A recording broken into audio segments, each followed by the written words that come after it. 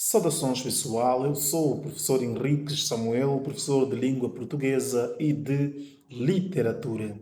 No vídeo de hoje vou falar-vos sobre Teoria Geral do Esquecimento de José Eduardo Agualusa, uma obra publicada no ano 2012 pela Texto Editores, pelo menos é a versão que aqui temos, diferente de Barroco Tropical, que já foi publicado então pela Dom Quixote, a mesma que durante muito tempo tem vindo também a publicar alguns romances de Petela. Mas isso é assunto para outro vídeo.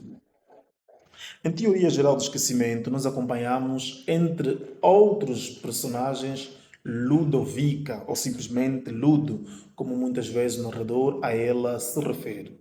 Vale destacar que Ludo, na verdade, é uma portuguesa que reside em Angola, ainda na era colonial.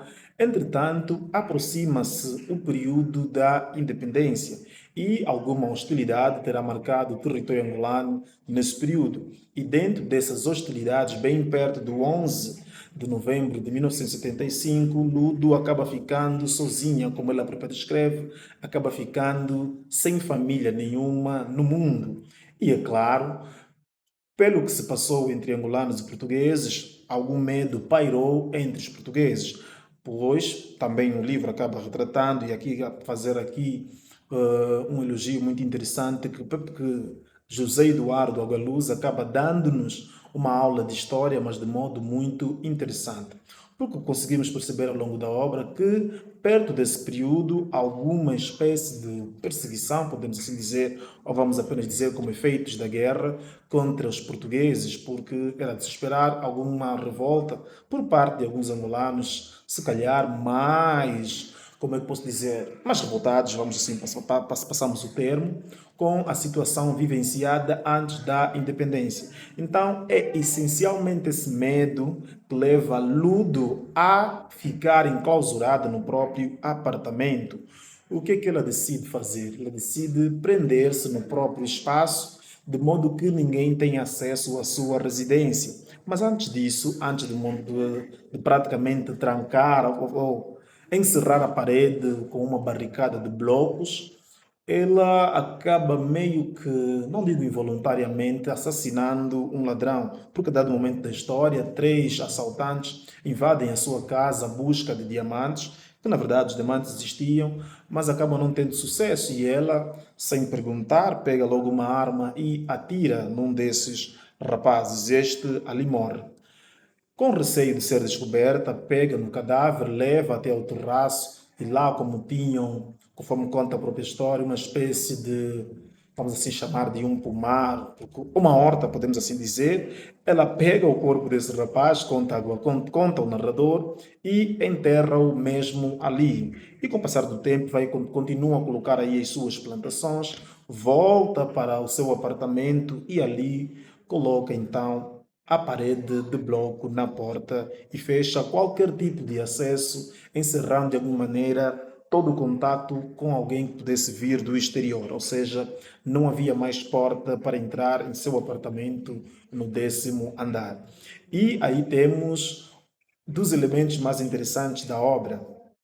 O medo é tanto que Ludo acaba ficando no seu apartamento sem contato com absolutamente ninguém durante 30 anos. E claro, durante esse tempo, Luanda ou Angola vai evoluindo, vai se desenvolvendo cada vez mais. O que Ludo acompanha, o que Ludo pode acompanhar um pouco é a partir da sua janela alguma movimentação que ao longo do tempo, claro, já depois de alguns dias enclausurado, alguns anos, acaba ganhando essa coragem para ver pelo menos o mundo de fora, ainda que seja à distância.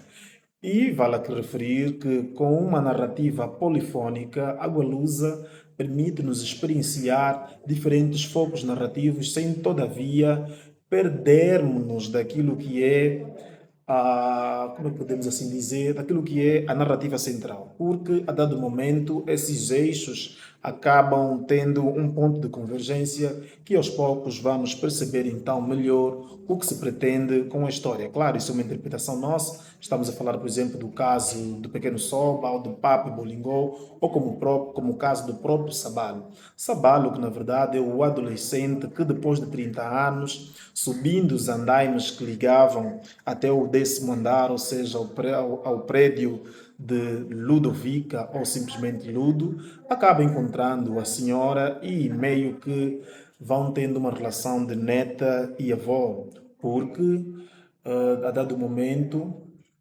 Sabalo, que entrou para praticamente roubar, acaba levando alguns pratos, meio que a consentimento de Ludovica, que decidiu não lutar com o rapaz, ou não fazer mais algum esforço, também já por causa da idade, diferente do que terá acontecido anteriormente, quando os assaltantes tentaram invadir a sua casa.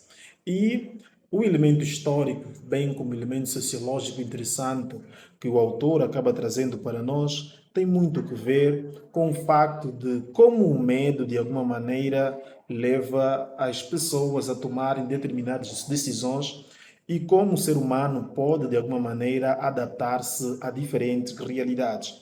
Porque, por exemplo, depois que os alimentos terminam, vale aqui referir que 30 anos praticamente ninguém pode ter uma alimentação desta num apartamento e naquela realidade, quando por aquela realidade queremos dizer do pré-independência, para 30 anos. A dado momento, essa alimentação teve que terminar, de modo que, das poucas vezes que podia subir ao terraço pelo acesso que ela terá depois de algum momento, de algum tempo, deixado, caçava pombos e outros animais que, a dado momento, pela vizinhança, diz o próprio narrador, chegou a dado momento a tirar, a roubar, ou a roubar um galo à vizinhança. Claro, como os vizinhos sabiam que no seu apartamento ninguém residia, a desconfiar sobre ela era praticamente impossível recair.